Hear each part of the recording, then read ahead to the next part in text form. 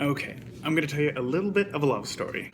So like 3 months ago, I decided to go on a juice cleanse, and that was the first time that I was introduced to a drink called kombucha. The first time I bought it, I'd seen it in stores before, but I just thought that it was just some holistic, But the juice cleanse that I was on recommended that I drink 1 bottle of kombucha a day, so I obliged. The first sip, I thought that it was kind of weird because it was unlike anything that I had ever had before. The first thing that I noticed was how tart it was, but yet it was also kind of sweet, and it was very fizzy. So I absolutely fell in love with the drink. I thought it was delicious, so I just continued to drink it. You see this receipt right here? These things are $3.50 each. It's pretty expensive for a drink. And it's even more expensive when you think that to really maximize the health benefits, you should be drinking like 4 a day. And I'm not spending $10 a day on this stuff. So what is kombucha? I'm sure that you're asking right now. Maybe you've seen it in the stores. It's always in this glass bottle with the same label. There's a ton of different flavors. In fact, maybe you've seen this one. It's got chia seeds all up in it. So kombucha is fermented tea. I didn't know that at first. I thought that it was a completely different process. I had no idea what it was. It doesn't taste like tea. It tastes slightly vinegary. It's not like pickle juice, because it's not like pickle juice. Anyway, it's delicious though.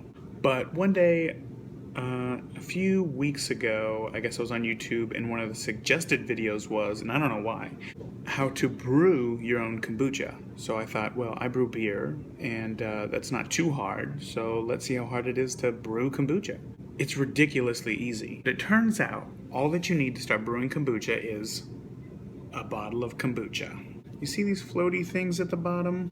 Well, that's bacteria and yeast. And if you let them grow big enough, they create what's called a SCOBY, symbiotic culture of bacteria and yeast. That's a SCOBY. That is what makes it fizzy and delicious to drink. So to start kombucha, all that you do is you just take a kombucha, you pour it into a glass jug, you put some cheesecloth over it, and then you just let it grow for like 2.5 weeks. It's just extremely good for gut health and just feeling good. I put the kombucha in a glass bottle. I let the SCOBY grow. So today I'm brewing my own pineapple ginger kombucha. So this is everything that I will need to start brewing the kombucha. Tea to ferment, I need ginger, I need pineapple juice, I need sugar, water, the starter kombucha, a stock pot, a saucepan, the vessel that I will be fermenting my kombucha in, and then this isn't necessary, but this is a sanitizer that I use in brewing beer.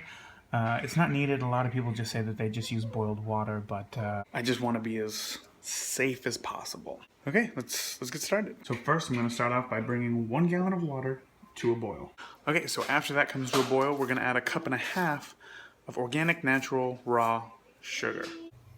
That is too much sugar. Don't do that. So far off to a great start. Okay, got that cleaned up. Next step is take 8 bags per gallon of your favorite tea.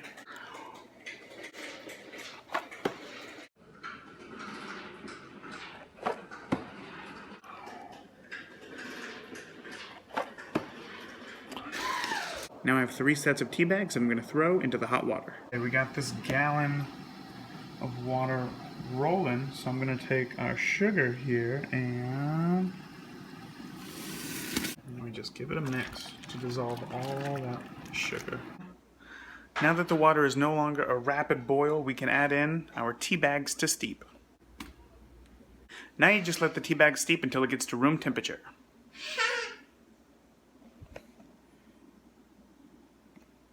Okay, so the next step is to peel and grate up some ginger. Okay, now to extract all the flavor out of the ginger, we just need to bring 1.5 cups of water, boil. The water is boiling, so we can go ahead and add it to our ginger mixture. Now we also wait for that to get to room temperature before we add it to the rest of the kombucha. Okay, Star Stan is some pretty powerful stuff. It only requires 1 ounce per every 5 gallons of liquid. I'm going to fill it up right in between 1/4 and 1/2 ounce right there.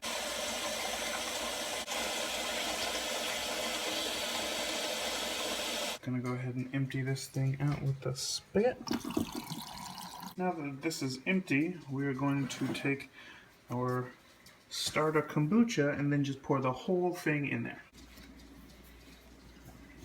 So this is just cheesecloth so that it can breathe. Oh my goodness. Look at that thing. That thing is... Oh yeah. Oh, perfect. That's exactly what I was looking for. So this is the SCOBY right here. This is that symbiotic culture of bacteria and yeast. So this is what is actually fermenting the sugar that is in the sweet tea. So just go ahead and put that in the bottom. Beautiful. Oh man, it smells like vinegar in here. Next we need to measure out 2 cups of our organic pineapple juice. And next up we're going to filter all of this ginger into the pineapple mixture. And now we just add the whole mixture into the kombucha starter. Perfect.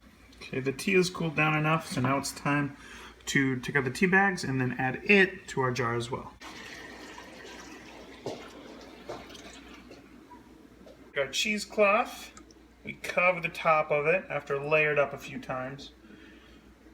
Take a nice rubber band and put that right on top to hold it on.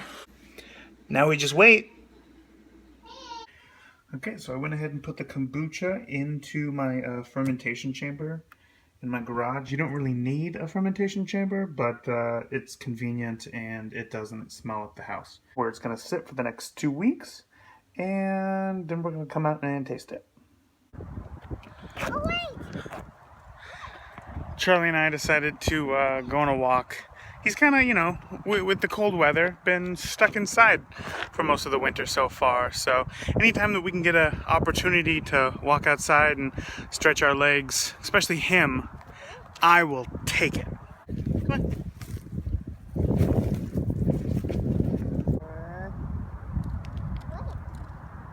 1, 2, 3, through the loop.